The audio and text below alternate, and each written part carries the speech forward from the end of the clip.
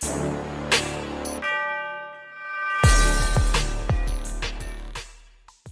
morning. Today we are going to discuss about the concept of electric field intensity due to an dipole at any point. तो last जो हमारे topic थे उसके अंदर dipole हम लेके किसी एक्सियल लाइन पे इलेक्ट्रिक फील्ड इंटेंसिटी कैलकुलेट की, पर जब हम किसी एक जर्नल पॉइंट, ना तो वो पॉइंट एक्सियल लाइन पे हो ना वो पॉइंट इक्वेटोरियल लाइन पे हो, तब वहां पर इलेक्ट्रिक फील्ड इंटेंसिटी है वो कैसे कैलकुलेट करें। तो हमने कंसीडर किया एक डाइपोल कि किसी ए पॉइंट के ऊपर माइनस क्या चार्ज लिया और किसी बी पॉइंट के ऊपर हमने चार्ज लिया प्लस क्या। ओ है जो इस डाइपोल का वो सेंटर है और ए टू बी जो डिस्टेंस है वो 2a हम कंसीडर करते हैं। अगर हम यहाँ पर डाइपोल मोमेंट देखें तो नेगेटिव टू पॉजिटिव उसकी डायरेक्शन होगी और यहाँ पर डाइपोल मोमेंट में p यहाँ पर कंसीडर कर लेता हूँ जिसकी डायरेक्शन ये रहने वाली है, ये p वेक्टर। ठीक, और हमने कोई एक जनरल पॉइंट, ये कोई पॉइंट p, ये पॉइंट p है, ये p वेक्टर है, ये डाइपोल मोमेंट है, ये जनरल कोई पॉइंट p कंसीडर किया और इस p पॉइंट के ऊपर हमने एक यूनिट पॉजिटिव चार्ज है वो प्लेस कर दिया और ये पॉइंट p ना तो एक्सियल लाइन के ऊपर है ना इक्वेटोरियल लाइन के ऊपर, हमने कोई जनरल पॉइंट कंसीडर किया और यहाँ इसी p पॉइंट के ऊपर हमने इलेक्ट्रिक फील्ड इंटेंसिटी वो कैलकुलेट करनी है। और जो पॉइंट p है इस o से इसका पोजीशन वेक्टर है वो r वेक्टर है और साथ में ये पोजीशन वेक्टर जो डाइपोल का एक्सिस है उसके साथ एंगल बना रहा है थीटा। तो अभी हम करते हैं कि p वेक्टर है जो डाइपोल मोमेंट है उसको हम दो कंपोनेंट के अंदर रिजोल्व कर देते हैं कि डाइपोल मोमेंट है उसका कितना कंपोनेंट थीटा एंगल से इस डायरेक्शन में होगा। अगर हम देखें कि इस थीटा एंगल से इस डायरेक्शन के अंदर p cos थीटा और इसके बिल्कुल परपेंडिकुलर इस डायरेक्शन के अंदर ये होगा p sin थीटा, यानी कि p वेक्टर को हमने दो कंपोनेंट के अंदर रिजोल्व कर दिया, एक थीटा एंगल से और ये उसी डायरेक्शन में जिस डायरेक्शन में आगे जाके क्या आता है पॉइंट p आता है और एक उसके परपेंडिकुलर p sin थीटा। अगर आपके पास कोई डाइपोल है माइनस क्या चार्ज प्लस क्या चार्ज और इसका डाइपोल मोमेंट p वेक्टर, ये p वेक्टर और इसके यहां पर जाके कोई पॉइंट आता है उसके एक्सिस पे पॉइंट आता है, कौन सा केस है ये एक्सियल वाला है। तो यहां पर जो रिजल्ट है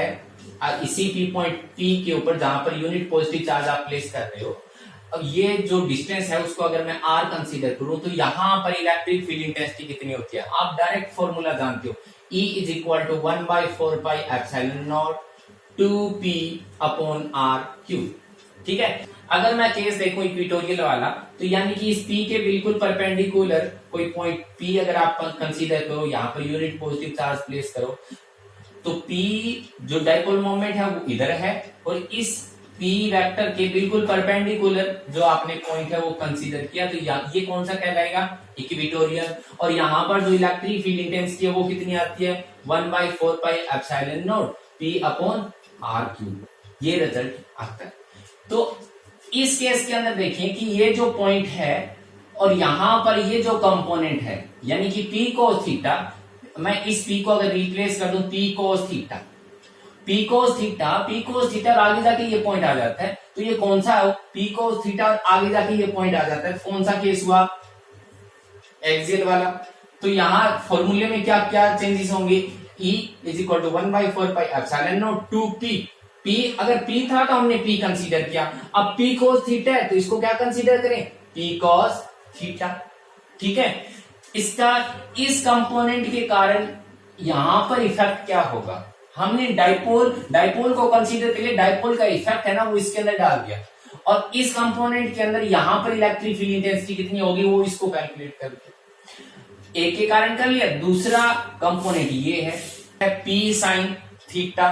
ये p sin थीटा और ये पॉइंट अगर देखें दोनों, ये p sin थीटा और ये पॉइंट p है तो ये पॉइंट p बिल्कुल इस डाइपोल मोमेंट के परपेंडिकुलर है, यानी कि अगर मैं इसको ऐसे कंसीडर करूं कि ये p sin थीटा है और जो पॉइंट है वो इसके बिल्कुल परपेंडिकुलर r डिस्टेंस पे है, ये p sin थीटा हुआ और ये क्या हुआ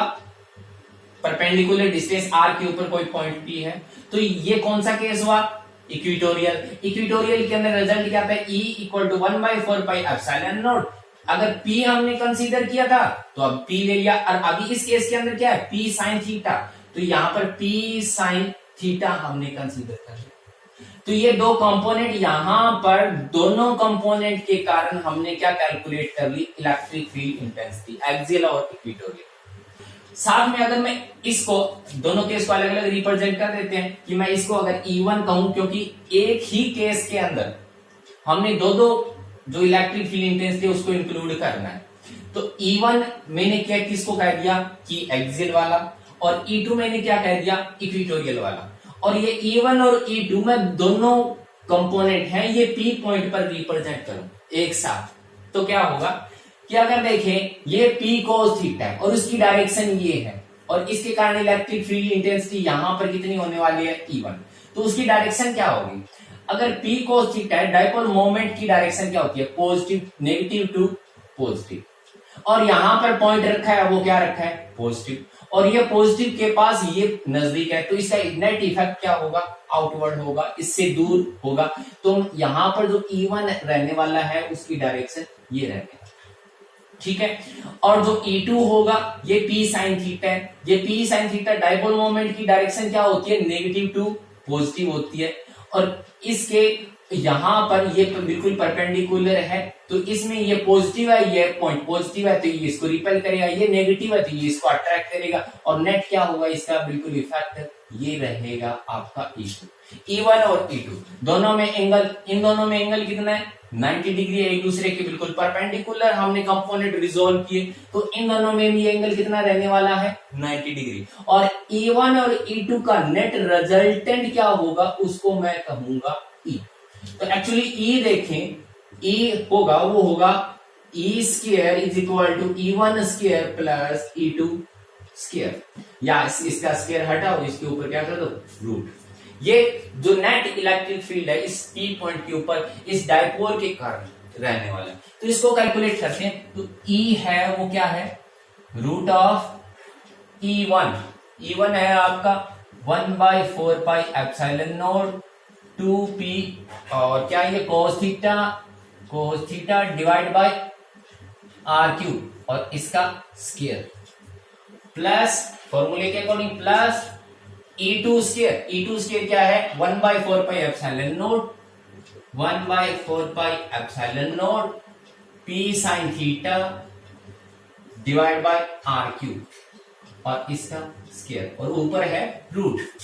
तो E होगा, इसके अंदर देखें कॉमन टर्म क्या निकल गया, 1/4 pi epsilon naught P R3 और स्क्वायर है 1/4 pi epsilon naught P R3 और स्क्वायर है, ये टोटल टर्म इस रूट से बाहर निकल सकती है, तो यहां पर आएगा 1/4 पाई एप्सिलॉन नॉट और P डिवाइड बाय R3, और अंदर जो कंपोनेंट रह गया वो यहां पर रह गया 2 cos थीटा स्क्वायर, और यहां पर जो कंपोनेंट रह गया वो रह गया साइन थीटा और इसका स्क्वायर। E आएगा वो आएगा आपका 1/4 pi epsilon naught P upon R3, ये बन गया आपका 4 cos square theta plus sine square theta, और अगर देखें E which is equal to 1/4 pi epsilon not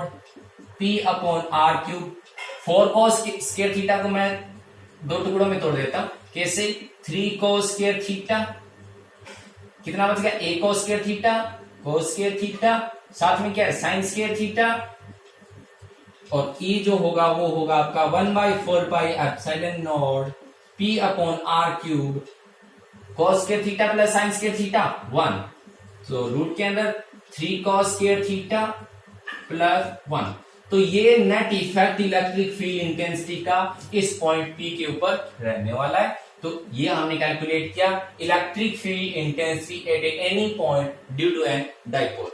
thank you.